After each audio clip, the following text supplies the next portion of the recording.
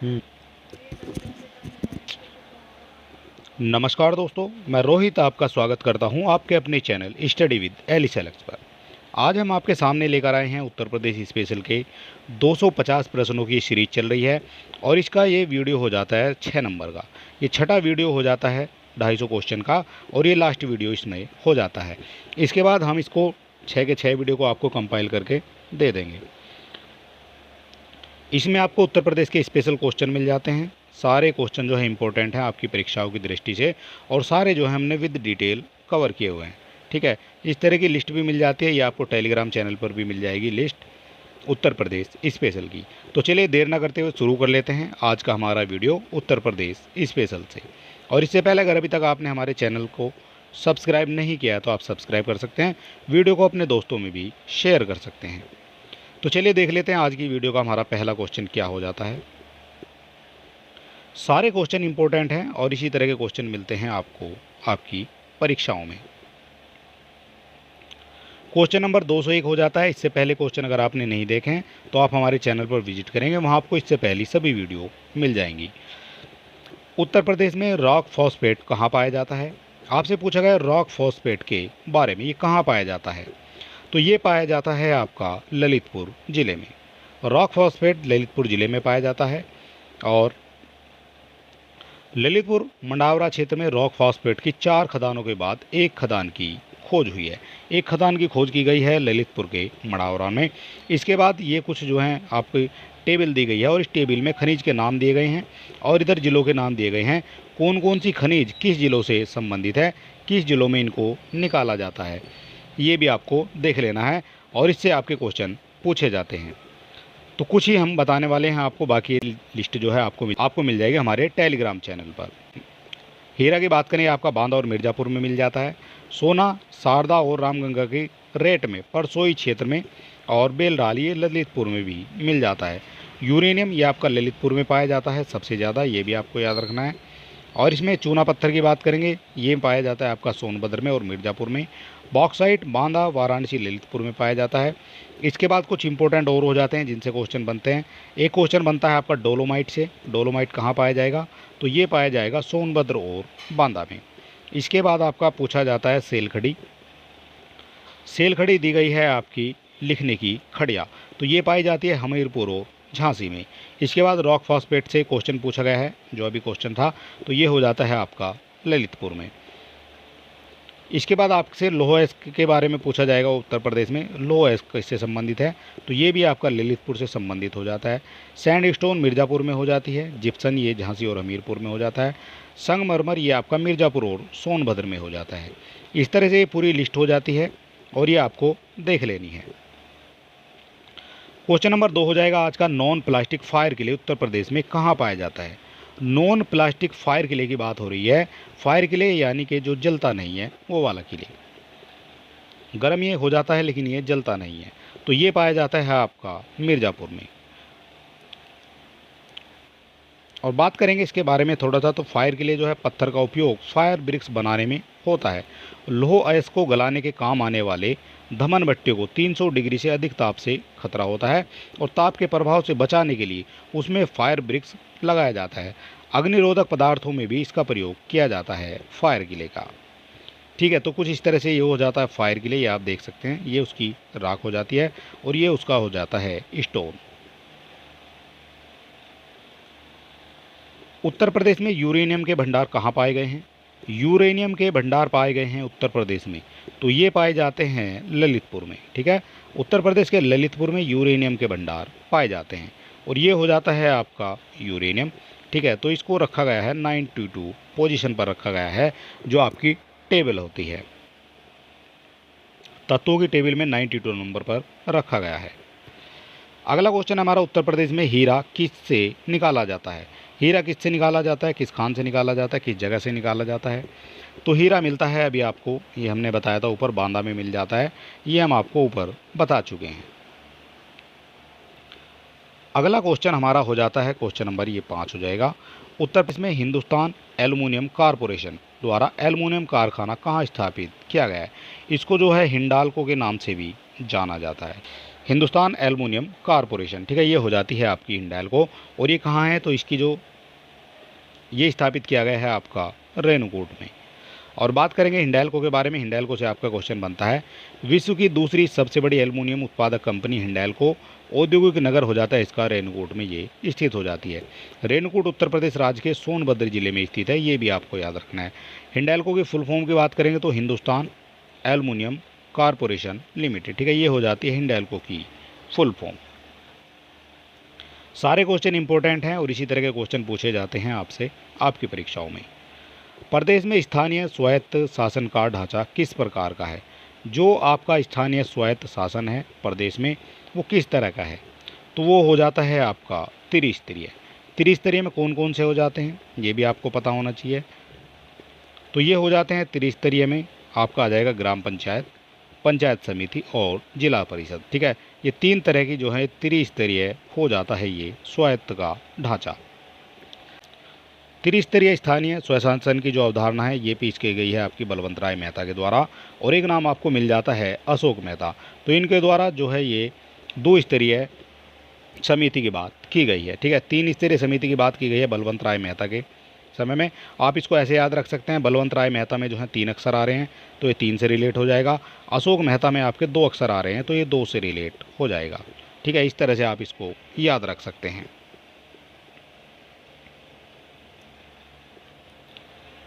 प्रदेश के राज्यपाल की नियुक्ति कौन करता है?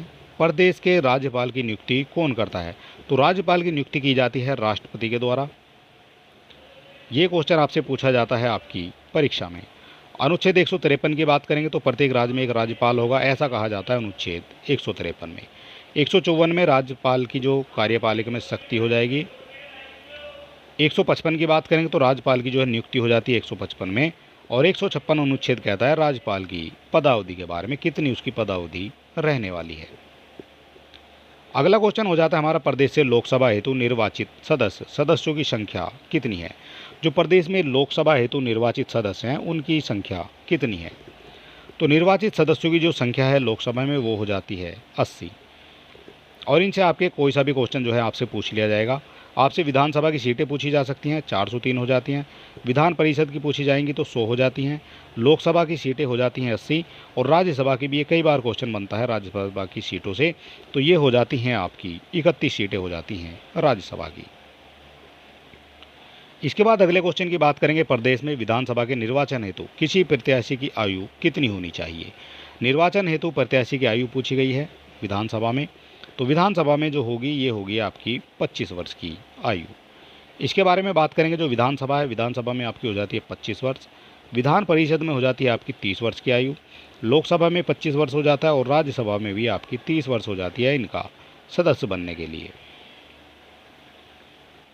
अगला क्वेश्चन हमारा कहता है, उत्तर प्रदेश में द्विसदनीय व्यवस्थापिका है जिसमें से एक विधानसभा है तो दूसरा सदन क्या कहलाता है? एक विधानसभा कहलाई जाएगी तो दूसरी कहलाई जाएगी आपकी विधान परिषद, ठीक है।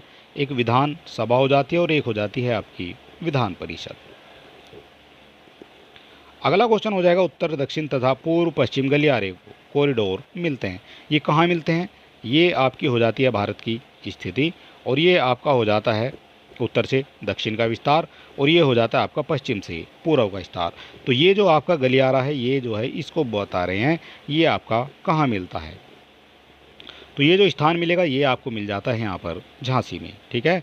ये आपका उत्तर पश्चिमी तथा पूर्व पश्चिम गलियारा जो है झांसी में मिलता है उत्तर प्रदेश के। और ये जो है मैप के माध्यम से भी दिखाया गया है ये कहाँ मिल रहा है, ठीक है। तो यहाँ ये इस तरह से कुछ जाएगा और यहाँ से जो है यहाँ आ जाएगा, तो ये जो है झांसी में जो है इनको ये काटता है। इसके बाद उत्तर से दक्षिण की बात करेंगे, ये आपका उत्तर से दक्षिण जो हो जाता है तो ये हो जाएगा, यहाँ हो जाएगा आपका ये श्रीनगर, और नीचे हो जाता है आपका कन्याकुमारी। बात करेंगे आपकी पश्चिम की तरफ तो यहाँ पर जो है पोरबंदर हो जाता है, और पूर्व की तरफ जो है सिलचर हो जाता है असम में, ठीक है। ये पूरा नहीं है, ये असम तक का क्षेत्र यहाँ कवर किया गया है। निम्न में से किसका प्रयोग राष्ट्रीय जलमार्ग के रूप में किया जाता है? राष्ट्रीय जलमार्ग के रूप में किया जाता है तो ये हो जाता है इलाहाबाद व हल्दिया के मध्य गंगा का, ठीक है। ये किया जाता है राष्ट्रीय जलमार्ग के रूप में इसका प्रयोग किया जाता है। और ये दिखाया गया है इलाहाबाद से जो हल्दिया है, ये आपका इलाहाबाद है यहाँ पर, और यहाँ पर हो जाता है आपका पश्चिम बंगाल में हल्दिया। ठीक है, तो कुछ इस तरह से जो यहाँ पर ये दिखाया गया है इलाहाबाद से हल्दिया। अगला क्वेश्चन है हमारा, भारत में प्रथम हवाई उड़ान का प्रदर्शन किया गया है। भारत में प्रथम हवाई उड़ान का प्रदर्शन किया गया है, तो ये किया गया है आपका 1911 ईस्वी में। 1911 में पहली बार जो है उड़ान भरी गई थी आपकी उत्तर प्रदेश में। भारत में पहली वाणिज्यिक जो विमान उड़ान थी ये उड़ाई गई थी आपकी 18 फरवरी 1911 को, और ये इलाहाबाद से नैनी तक की हुई थी, और ये 9.7 किलोमीटर यानी 6 मील की दूरी इसमें जो है नापी गई थी। ये भी आपको याद रखना है। कब हो जाती है, तो ये हो जाती है आपकी 1911 में।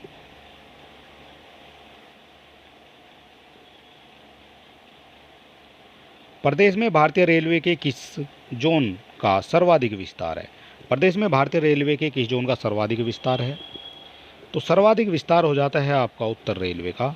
ये हो जाता है भारतीय रेलवे के द्वारा। उत्तर प्रदेश के वैज्ञानिक शोध कार्यों से संबंधित वस्तुओं का प्रदर्शन निम्नलिखित में किस संस्थान में किया है। किस संस्थान के द्वारा किया गया है, ये आपको बताना है। तो ये हो जाता है इसका correct answer, B is the correct answer, प्रांतीय इतिहास इंस्टीट्यूट लखनऊ। ठीक है, तो यहाँ से ये भी पूछा जाएगा प्रांतीय इतिहास इंस्टीट्यूट कहाँ है, तो ये हो जाता है आपका लखनऊ में। उत्तर प्रदेश में पुरातत्व विभाग की जो स्थापना है वो कब की गई है। पुरातत्व विभाग की स्थापना तो ये की जाती है आपकी 1951 में। 1951 में की जाती है उत्तर प्रदेश में पुरातत्व विभाग की स्थापना। अगला क्वेश्चन की बात करेंगे, उत्तर प्रदेश में भातखंडे हिंदुस्तानी संगीत महाविद्यालय किस नगर में स्थित है। किस नगर में स्थित हो जाएगा भातखंडे हिंदुस्तान संगीत महाविद्यालय, तो ये हो जाता है लखनऊ में। उत्तर प्रदेश की राजधानी हो जाती है लखनऊ, और लखनऊ के अंदर मिल जाता है आपको भातखंडे हिंदुस्तानी संगीत महाविद्यालय देखने को। अगले क्वेश्चन की बात करेंगे, ये हो जाता है उत्तर प्रदेश के सबसे अधिक और सबसे कम क्षेत्रफल वाला जनपद कौन सा है। सबसे अधिक वाला पूछा गया है और सबसे कम वाला भी आपसे पूछा गया है। तो सबसे अधिक की बात करेंगे तो ये हो जाता है लखीमपुर खीरी, और सबसे कम जो है रविदास नगर भी हो सकता है, और यहाँ पर जो है ये हापुड़ भी आ सकता है। ठीक है, ऑप्शन में जो भी आपको दे दिया जाएगा वो ही आपका जो है करेक्ट आंसर माना जाएगा। हापुड़ भी आपका हो जाता है, और एक आपका संत रविदास नगर भी इसमें आ जाता है सबसे कम क्षेत्रफल वाले में। और यहाँ दिखाया गया है उत्तर प्रदेश का जो सबसे कम क्षेत्र वाला जिला है वो हो जाता है आपका हापुड़, और लखीमपुर खीरी उत्तर प्रदेश का सबसे बड़ा जिला माना जाता है। वर्तमान में उत्तर प्रदेश में मंडलों व जनपदों की संख्या कितनी है। कितने मंडल हो जाते हैं उत्तर प्रदेश में और कितने जनपद हो जाते हैं उत्तर प्रदेश में, तो ये हो जाती है 18 मंडल हो जाते हैं और 75 जिले हो जाते हैं वर्तमान में उत्तर प्रदेश में। इस तरह के क्वेश्चन पूछे जाते हैं आपको कंफ्यूज करने के लिए। उत्तर प्रदेश का सबसे ज़्यादा जनसंख्या घनत्व वाला जिला कौन सा है। उत्तर प्रदेश का सबसे ज़्यादा जनसंख्या व घनत्व वाला जिला कौन सा है, तो सबसे ज़्यादा जनसंख्या घनत्व वाला जो जिला है वो हो जाता है आपका कानपुर। अगला क्वेश्चन की बात करेंगे, ये हो जाता है वर्ष 2011 की जनगणना के आधार पर उत्तर प्रदेश की कुल जनसंख्या कितनी है। कुल जनसंख्या पूछी गई है उत्तर प्रदेश की, तो उत्तर प्रदेश की जो कुल जनसंख्या ये हो जाती है आपकी 19,98,12,341, यानी 19,98,12,341 हो जाती है 2011 की। ये एज पर 2011 सेंसस की बात कर रहे हैं।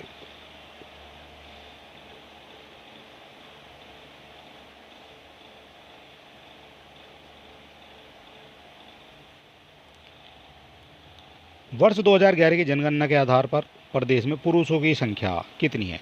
पुरुषों की संख्या आपसे पूछी गई है कितनी हो जाती है 2011 की जनगणना के अनुसार, तो ये हो जाते हैं टोटल पुरुष आपके दिखाए गए हैं 10,44,80,510। ये हो जाते हैं टोटल पुरुष उत्तर प्रदेश के। वहीं आपसे दूसरा क्वेश्चन पूछ लिया गया है कि स्त्रियों की कितनी संख्या है, तो स्त्रियों की संख्या हो जाती है इसमें 9,53,9,53,31,831। ये हो जाती है स्त्रियों की यानी महिलाओं की स्थिति। 2011 की जनगणना के आधार पर प्रदेश में साक्षर पुरुषों का प्रतिशत कितना है। साक्षर पुरुषों का प्रतिशत आपसे पूछा गया कितना हो जाता है, और ये भी पूछा गया है 2011 के अनुसार। तो ये हो जाता है 77.3। ठीक है, ये 2011 की जनगणना के अनुसार हो जाता है। 2011 की जनगणना के आधार पर प्रदेश में साक्षर महिलाओं का प्रतिशत कितना है? साक्षर महिलाओं का प्रतिशत आपसे पूछा गया कितना हो जाएगा, और ये भी हो जाएगा 2011 की जनगणना के अनुसार। तो ये हो जाता है 57.2% हो जाता है महिलाओं का साक्षरता दर।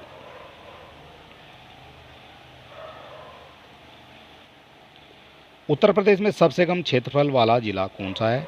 सबसे कम क्षेत्रफल वाला जिला हो जाता है इनमें से, जो ऑप्शन दिए गए हैं केवल इनमें से आपको बताना है। तो इनमें से सबसे कम हो जाता है आपका संत रविदास नगर का। संत रविदास नगर का जो क्षेत्रफल है ये सबसे कम हो जाता है उत्तर प्रदेश में। 2011 की जनगणना के आधार पर उत्तर प्रदेश में प्रति 1000 पुरुषों पर स्त्रियों की संख्या कितनी है? यहाँ भी आपसे पूछा गया 2011 की जनगणना के अनुसार। जनगणना से आपके काफ़ी क्वेश्चन बनते हैं आपकी परीक्षा में। तो 2011 की जनगणना के अनुसार जो 1000 पुरुषों पर स्त्रियों की संख्या है वो हो जाती है 912। अगले क्वेश्चन की बात करेंगे तो ये हो जाता है प्रदेश के आगरा जिले में बटेश्वर नाथ के प्रसिद्ध मंदिर में लगने वाला पशुओं का मेला किस मेले के नाम से जाना जाता है? किस मेले के नाम से जाना जाता है जो बटेश्वर नाथ के प्रसिद्ध मंदिर में लगता है? तो ये जाना जाता है आपका बटेश्वर मेला के नाम से। ठीक है, अगर आप किसी क्वेश्चन का आंसर जानते हैं तो आप हमें कमेंट बॉक्स में लिख सकते हैं और अपनी तैयारी को परख सकते हैं। अगले क्वेश्चन की बात करेंगे, उत्तर प्रदेश में नक्कटैया मेला कहाँ पर आयोजित किया जाता है? नक्कटैया की बात हो रही है तो ये हो जाता है अपने वाराणसी में। वाराणसी में नक्कटैया मेला आयोजित किया जाता है। प्रदेश में अर्धकुंभ का आयोजन कितने वर्ष पश्चात किया जाता है? अर्धकुंभ की बात हो रही है तो कुंभ की बात करेंगे तो कुंभ जो होता है आपका ये हो जाता है आपका 12 साल बाद, और अर्धकुंभ की बात करेंगे तो ये आपका हो जाता है 6 साल बाद। तो 6 ऑप्शन में है तो 6 ऑप्शन में दिखाया गया ऑप्शन नंबर ए में ए इज द करेक्ट आंसर। इसके बाद बात करेंगे अगले क्वेश्चन की, तो उत्तर प्रदेश का कौन सा नगर घाटों का व मंदिरों की नगरी के नाम से प्रसिद्ध है? घाटों व मंदिरों की नगरी के नाम से प्रसिद्ध है तो ये हो जाता है वाराणसी। और अगर अभी तक आपने हमारे चैनल को सब्सक्राइब नहीं किया तो आप सब्सक्राइब कर सकते हैं, वीडियो को अपने दोस्तों में भी शेयर कर सकते हैं। इसकी फ्री पीडीएफ पाने के लिए आप हमारे टेलीग्राम और व्हाट्सएप चैनल से जुड़ सकते हैं, दोनों के लिंक आपको डिस्क्रिप्शन में दे दिए गए हैं। उत्तर प्रदेश की निम्न नदियों में से किनके उद्गम हिमालय से नहीं है? हिमालय से किनके उद्गम नहीं है ये आपको बताना है। तो हिमालय से उद्गम नहीं है आपके, एक तो आपका गोमती का नहीं है, एक आपका हो जाता है बेतवा। 1 और 3 ये हो जाते हैं करेक्ट आंसर। रामगंगा का जो उद्गम है वो हिमालय से हो जाता है और शारदा का उद्गम भी हिमालय से हो जाता है। फिलहाल ये 2 नदी बच जाती है 1 और 3, और 1 और 3 दिए गए हैं आपके ऑप्शन नंबर 3 में।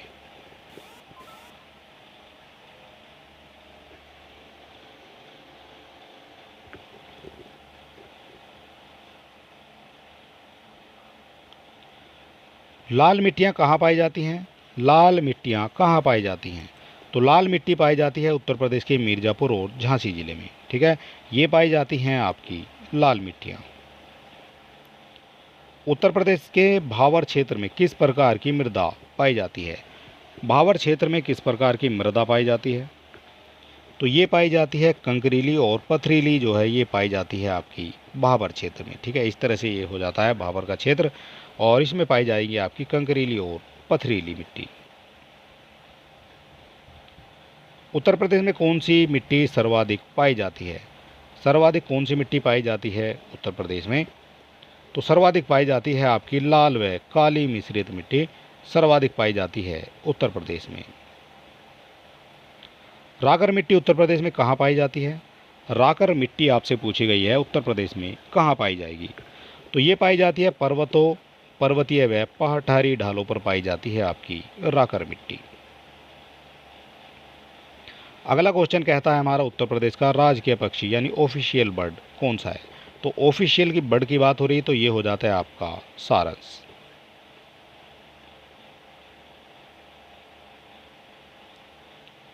अगले क्वेश्चन की बात करेंगे, अति लोकप्रिय धार्मिक पत्रिका कल्याण प्रकाशित होती है। ये कल्याण पत्रिका कहाँ से प्रकाशित होती है ये आपको बताना है। तो कल्याण पत्रिका की बात करें ये हो जाती है आपकी गोरखपुर से प्रकाशित होती है। क्वेश्चन नंबर अगला हो जाता है हमारा, निम्नलिखित में से कौन सा युग्म सुमेलित नहीं है। कौन सा हो जाएगा जो सुमेलित नहीं है। तो वृंदावन मंदिर की बात करेंगे, ये आपका हो जाता है मथुरा में। विश्वनाथ मंदिर हो जाता है आपका वाराणसी में। और देवी पाटन ये लगता है आपका तुलसीपुर में। और इसके बाद जेके मंदिर की बात की गई है, तो ये आपका लखनऊ में नहीं है। जेके मंदिर आपका लखनऊ में नहीं है।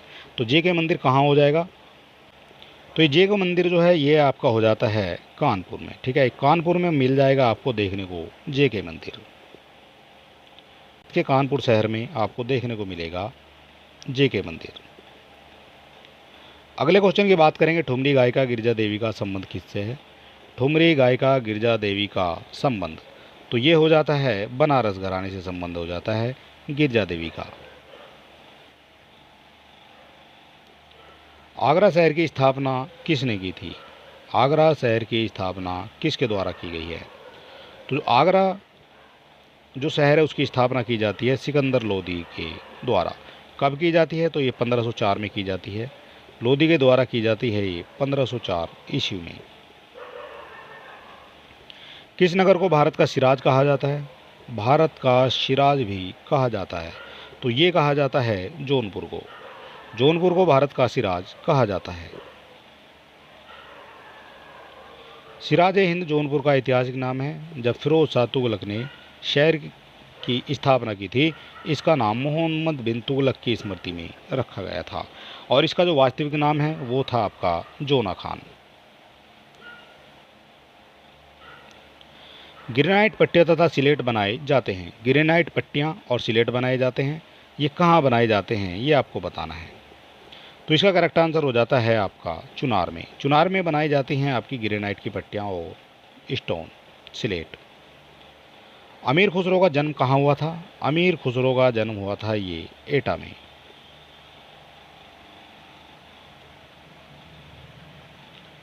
अमीर खुसरो ने किसके विकास में अग्रणी भूमिका निभाई है।